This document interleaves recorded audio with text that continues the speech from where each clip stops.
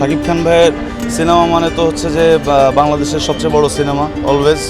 তো এবং এই সিনেমাটা আসলে শুধুমাত্র বাংলাদেশ, এই সিনেমাটা আসলে বাংলাদেশি সিনেমা না, এটা একটা ইন্ডিয়ান সিনেমা যেটার একজন বাংলাদেশি নায়ক এবং বাংলাদেশি ডিরেক্টর।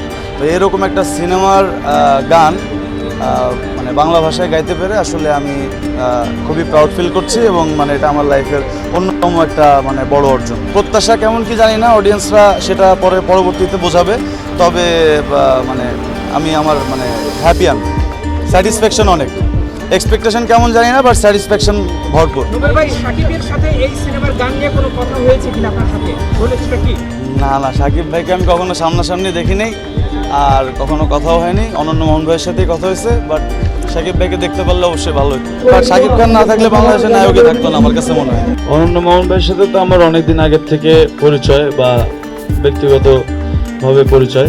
সো কিন্তু মানে মামুন ভাই আসলে মেবি হয়তো আমাকে দিয়ে কাজ করাতে মানে কি বলে দ্বিধাবোধ করতো, মানে সাহস পাইতো না যে লাইকে কাজটা কমপ্লিট হবে কিনা এরকম কিছু।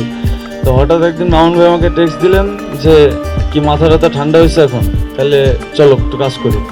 আমি ঠিক আছে ভাই। পরে অফিসে গেলাম, যাওয়ার পরে মামুন ভাই বিস্তারিত বললো, তারপরে তো ওই যে গান করা আর কি। এখনো তো মানে গানগুলো মানুষের সামনে আসেনি ওইভাবে আর কি, মানে প্রপারলি রিলিজ হয়নি।